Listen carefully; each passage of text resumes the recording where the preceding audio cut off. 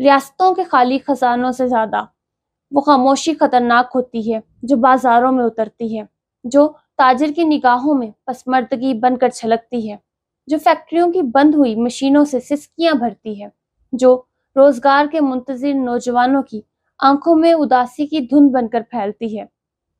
اکتوبر 2025 گزر گیا اور اس کے ساتھ ہی فیڈرل بورڈ آف ریونیو کی رپورٹ نے ایک بار پھر ہمیں یہ آئینہ دکھایا کہ معیشت کی نبض کس قدر ناتواں ہو چکی ہے۔ اکتوبر میں ایف بی آر نے 950 ارب روپے جمع کیے، جبکہ مقررہ حد 1026 ارب روپے تھا۔ یہ محض 76 ارب روپے کا خسارہ نہیں بلکہ پورے مالیاتی ڈھانچے کی کمزوری کا اعتراف ہے۔ لیکن یہاں سوال یہ ہے کہ جب بازاروں کی رونق ماند پڑ جائے، جب صنعت کا پہیہ زنگ آلود ہو جائے، جب سرمایہ بے اعتمادی میں پناہ لے لے، جب منڈیاں خوف میں ساکت ہو جائیں، تو پھر محصول کہاں سے آئے گا؟ خزانے کی گھنٹیاں تبھی بجتی ہیں جب کارخانے گنگنانے لگے، جب خرید و فروخت کا شور اٹھے، جب دولت گردش میں رہے۔ مگر آج دولت خوف میں، سرمایہ عدم اعتماد میں، اور ریاست محض ہدف کے پیچھے بھاگتی تھکی سانسوں کا منظر پیش کر رہی ہے۔ یہ صرف مالیاتی خسارہ نہیں بلکہ اعتماد کی درار ہے۔ عوام کے دلوں سے اترتا یقین، تاجر کے ذہن میں پنپتا خوف، صنعت کار کے منصوبے میں ٹھہر گیا سرمایہ، سب مل کر معیشت کو ایسے جال میں قید کر چکے ہیں جس کی ہر گرہ بے سمتی سے بنی ہے۔ ریاست کی طاقت کا اندازہ صرف اس کے ذخائر سے نہیں بلکہ اس کے اصولوں اور استحکام سے ناپا جاتا ہے۔ قومیں صرف ٹیکس سے نہیں بلکہ اعتماد سے اٹھتی ہیں، اور ہمارے ہاں اعتماد ریزہ ریزہ ہو چکا ہے۔ حکومتیں ہدف بڑھاتی ہیں لیکن عمل کا دائرہ ہے کہ مسلسل سکڑتا جا رہا ہے۔ ایک طرف بڑھتے ہوئے اخراجات جبکہ دوسری جانب جمود زدہ معیشت کا یہ تضاد کسی بھی ریاست کے ستونوں کو کھوکھلا کرنے کے لیے کافی ہے۔ ایف بی آر کے یہ اعداد محض شماریات نہیں بلکہ ایک ایسا آئینہ ہے جس میں آج ہم اپنی معاشی حقیقت دیکھ سکتے ہیں۔ ایک ایسی ریاست جو اپنے شہریوں سے مانگتی تو بہت کچھ ہے مگر پھر انہیں سہارا نہیں دیتی۔ ہر نئی حکومت اپنے ساتھ نئے نسخے لاتی ہے لیکن پھر بھی معیشت کے زخم ہیں کہ ویسے ہی رہتے ہیں۔ آئی ایم ایف کے سائے میں بننے والے بجٹ عوام کی رگوں سے خون تک نچوڑ لیتے ہیں لیکن خزانے میں پھر بھی صرف خاموشی ہی بھرتی ہے۔ ہماری معیشت کا حال اس مریض کی طرح ہے جس کے زخم پر مرہم کے بجائے ہر بار صرف پٹی تبدیل کی جاتی ہے۔ پالیسی کا مقصد صرف گزر بسر نہیں بلکہ احیاء معیشت ہونا چاہیے، اور اس کے لیے استقامت، سمت اور اصولوں کی صداقت درکار ہے۔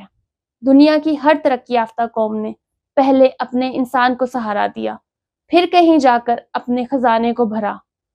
انہوں نے تعلیم دی، صحت دی، توانائی کو سستا کیا، روزگار کو پیدا کیا، صنعت کو سہولت دی، لیکن ہم نے الٹا راستہ اپنایا۔ آج ہمارے ہاں سرمایہ کار منافع سے زیادہ خطرے کی پیمائش کرتا ہے۔ کاروباری خواب یہاں حساب کتاب کی فائلوں میں دفن ہے۔ عوام اور ریاست کے درمیان اعتماد کی لکیر اب مٹ چکی ہے، اور جہاں اعتماد ہی قائم نہ رہے وہاں کوئی وعدہ پائیدار نہیں رہتا۔ پاکستان میں عوام کے لیے مہنگائی اب صرف ایک مسئلہ نہیں رہی بلکہ یہ مجبوری کا طرز زیست بن چکی ہے۔ یہاں ہر نیا دن کسی اور نرخ، ہر نیا مہینہ کسی بڑھتے ہوئے مالی بوجھ کے ساتھ آتا ہے۔ ایف بی آر کے ہدف کا مکمل نہ ہونا دراصل معیشت کے جمود کی سرکاری تصدیق ہے۔ یہ کسی بھی ایک ادارے یا وزارت کی نہیں بلکہ پورے نظام کی ناکامی ہے۔ بدقسمتی سے ہمارے ہاں سب اپنے اپنے دائروں میں محصور ہیں۔ حکومت کہتی ہے عوام ٹیکس نہیں دیتے، عوام کہتے ہیں حکومت دیانتدار نہیں ہے، تاجر کہتے ہیں قانون غیر یقینی ہے، اور یہی بداعتمادی کا دائرہ مسلسل ہمیں نکل رہا ہے۔ یہ صرف ریونیو کی نہیں بلکہ رویوں کے بحران کی علامت ہے۔ ریاست اور عوام کو جوڑنے والی ریشمی ڈور اب یہاں شدید الجھ چکی ہے۔